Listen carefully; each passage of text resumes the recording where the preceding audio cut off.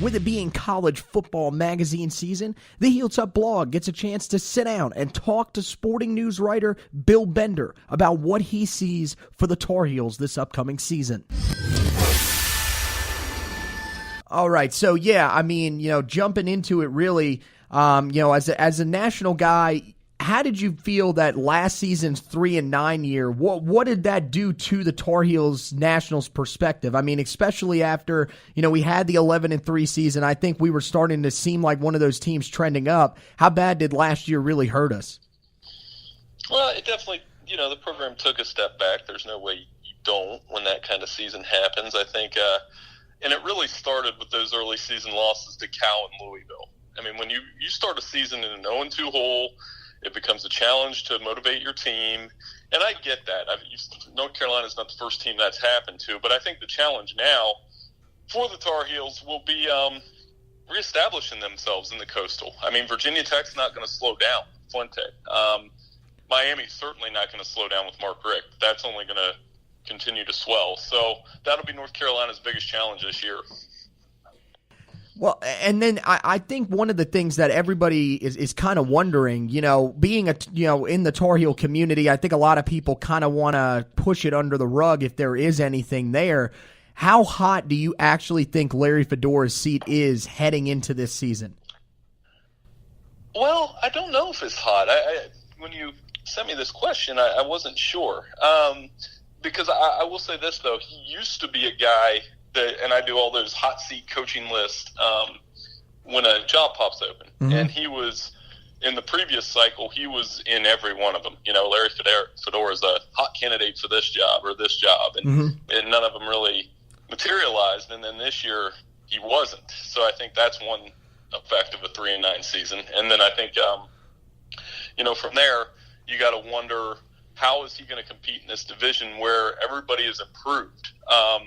There's a lot of parity in the Coastal. I think of every Power 5 division, the Coastal probably has the most parity other than maybe the Pac-12 South. So I think that's Larry Fedora's challenge now. Like I said, and that starts right off the top with 2 road games against, teams that are going to want to beat North Carolina very badly in Cal and East Carolina. Yeah, I mean, you're definitely right. The Coastal, I mean, we've seen it before. It's pretty much – every year there's always somebody different that's going to kind of rise to the top and challenge someone that is seen as that staying power, which now, I guess is Miami. I'm not really sure about that.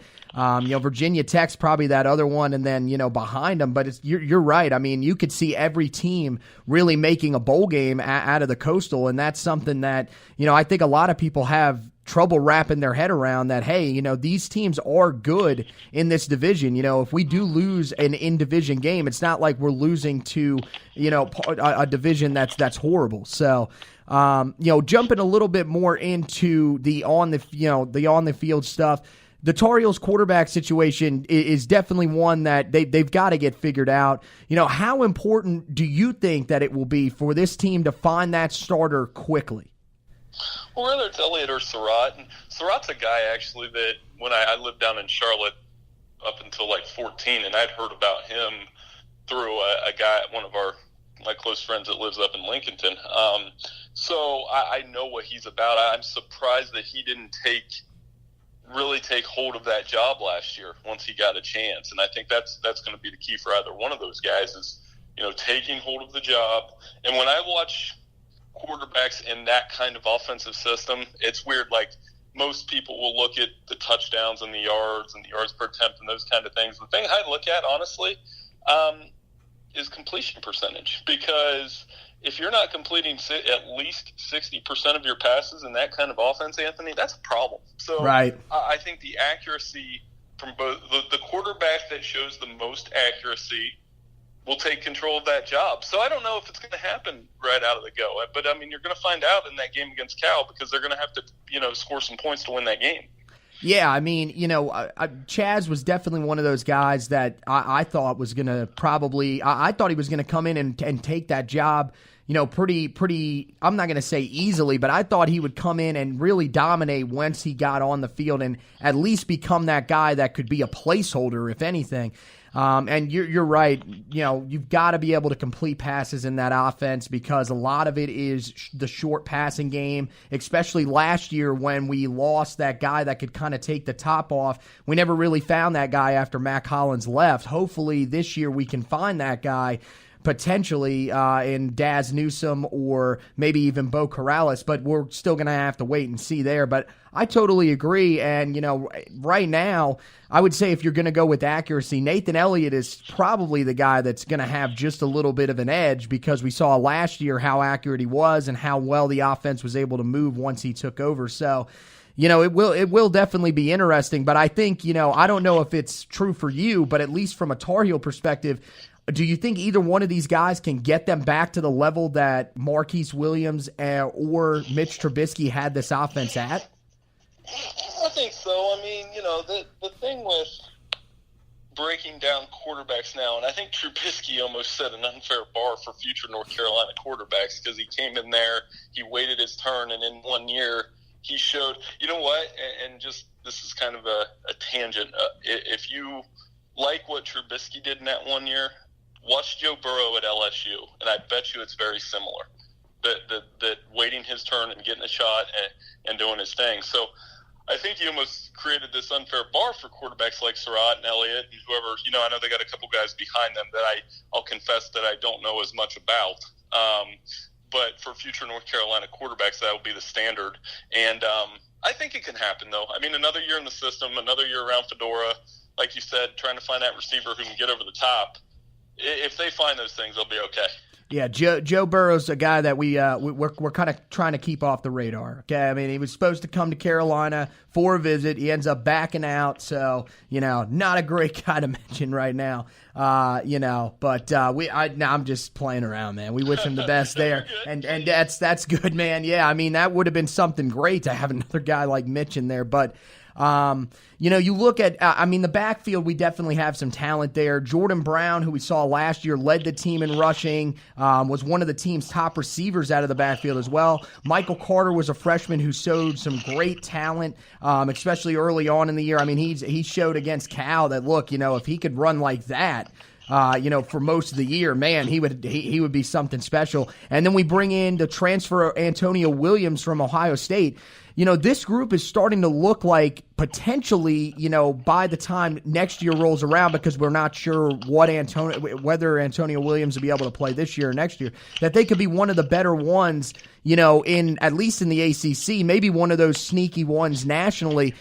Are you seeing that backfield as being one that you're going to have to keep an eye on going forward? Yeah, I don't know if we're talking best in the country. I mean, that's when you get into like the Alabamas and in the ACC. I think the deepest backfield's Clemson because they literally have like 4 or 5 guys that. How insanely deep are they, Anthony? It's ridiculous. It's crazy, man. No, I'm not by no means talking down. I think both of those guys. I like running backs that can average anywhere between 4.5 and 5 yards a carry. Mm-hmm. Both of those guys did that. I do. If Burrow's a sore spot, well, then Antonio Williams should be somebody they should welcome, a guy that can get between the tackles. He was the one thing that stood out with me when I was around him a little bit, and as you know, I'm based up here in Columbus. Really physical between the tackles. Could be very valuable in short yardage situations near the goal line. And I think he waited his turn here at Ohio State, but it's not his fault. J.K. Dobbins is pretty good. Mike Weber's pretty good. So right. I think he'll be a welcome addition for the Tar Heels. And like you said, by when I'm talking to you about this next year, and I hope to be doing that, right, we'll be talking about a very deep ACC backfield. Yeah. Bill Bender of Sporting News, guys, talking with us right now.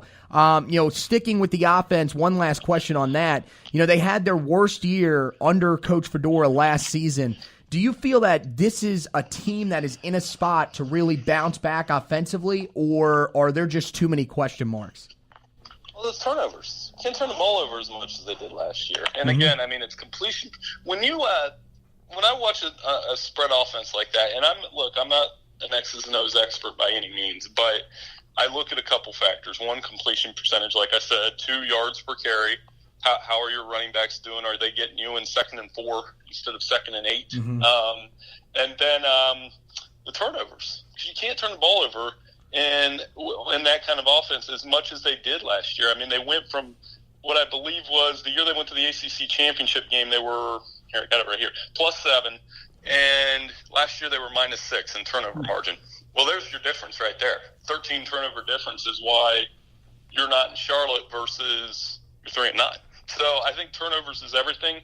If there's one area that, and I'm sure you've heard it from Coach Fedora, that they've probably emphasized, I haven't heard it, but I'm sure you have, that they've emphasized taking care of the football. You'll hear that more often this year. Yeah, I mean, it's definitely something that we've got to do. I mean, you mentioned it, a -6 turnover differential. I mean, even the year before, I'm not sure exactly what it was in 2016. It was -2. And you have to think that is with one interception the entire year, which was Dominic Green, who took a interception return back for a touchdown against the Citadel. We didn't turn the ball. The defense does not create turnovers. So you are 100% right. Protecting the ball is just so important for this team, because if not, I mean, there's just no way that you're going to be able to be successful on the, as a team. The results are not going to come, when you turn the ball over, because your defense we've never done it. We haven't done it really under, I'm trying to think the last time we really turned the ball over a ton, probably since the Butch Davis days. It's been a while. So you're right. And you mentioned one other thing there that I thought was really interesting. And I saw a stat the other day. I think it might have been when I was reading an article online, and they said that, the Tar Heels, one of the main things that they have to improve is, their spot on third downs, because they were usually stuck. Their average third down distance last year was 3rd and 8. That is horrible. That is absolutely horrific. And that number has to go up this year. I don't think there's any excuse. I mean, we, in previous years, it hasn't been anywhere close to that. And especially, with 3rd and 8, it's just kind of head scratching, because you look at the run game and they really weren't that bad. So how did it average out to 3rd down and 8 being your average distance on 3rd down? It's got to be because of the sacks that these guys took. And, that's something that they've definitely got to get ironed out for this season, I feel. Oh yeah, that's how 3rd and 8's how you throw interceptions, right? And put your defense in unfavorable situations, and so I think if they cut down the turnovers, be a little more efficient, complete up that completion percentage, and one or two of those running backs really jumps out, then the offense will be back. Any offense, the standard to me for a great college football offense is 40 points per game. Like that's the elite. I mean, anybody can get in the 30s, but I mean, right. Once you get up in the high 30s and start touching 40, good things are going to happen no matter who you. And you can give up a lot of points too, which I'm sure you want to talk to me about next. Yeah, I mean, you look at the defensive side of the football, and I mean, you're touching on it right now, man. This team they've never been great on defense under Larry Fedora, but they've had defenses that have been serviceable enough. I mean, last year, I'm just another one of those years that was kind of, I don't really know what to take of it. I thought we were better stopping the run, but that's always been a problem. How is this team how is it possible to change that? How can they become a team that can at least stop the run enough to be able to win football games in the ACC? Well, they've improved with each of the last 3 years, but you still know there's probably a stat proving me wrong, but no FBS team that ever gives up more than 200 yards on the ground is going to win big. I mean, you may get to a championship game, you may be able to outscore people, but you can't give up 200 rushing yards a game. And you're talking to a kid that grew up in Ohio, and I think the first play we were taught was off tackle. But you got to be better on that end of the ball. I think it starts with the defensive line. I mean, that was obviously an area. Right. You mentioned Butch Davis earlier. I mean, that was when Butch Davis was at UNC, they had legitimate NFL defensive line talent. And they've had a few guys since, but Clemson, again, and I hate to get, that's the standard in the ACC that everybody's chasing. Right. Clemson right now has led the ACC in rush defense and has 4 first-round picks on their defensive line. That's unheard of. I'm not saying North Carolina needs to go get 4 first-round picks, But if you want to stop the run, you need to emphasize recruiting defensive linemen. And I know they have them down there in that North Carolina, South Carolina area. Yeah, I mean, I feel like this group is in a solid spot. There's a couple of guys down there that really have stepped their game up. I thought that last year for sure, Aaron Crawford and Jason Strobridge were the guys that stepped up. But in the middle, I mean, a guy like Jeremiah Clark is someone that we've kind of been waiting to take off and just never really has. And, the thing about it is that I think is really frustrating is these guys will show signs, especially early in the season that, hey, these defensive linemen will get in the backfield. They'll be there and they'll make the tackles. But as you start to get really even into that fourth and fifth game of the year, that starts to slowly deteriorate. And then by the end of the season, there's not even a hint of being able to get into the backfield. And that's something that, they've definitely got to work on being if you get in the backfield, that's the way to affect it. You can't always rely on your linebackers to make the tackles. I totally agree with that because we've seen when we've tried to do that before and it simply doesn't happen. I mean, we're not going to have – we could have a guy that lights up the stat sheet. I mean, Donnie Miles was one of those guys at the safety position that used to light up the stat sheet, but man – when you're getting these guys out in open field, it's just usually it's not going to work out. There will be missed tackles, and people get frustrated with that. But you got to be frustrated with these guys on the line that just can't get in the face of these running backs early on. You look at one other thing that I did want to ask you. I know last year we saw some struggles at times with the secondary. Do you think, especially with MJ Stewart and Donnie Miles moving on, is there any concern with the secondary, or is that still probably going to be the team's, at least defensively, the team's best unit?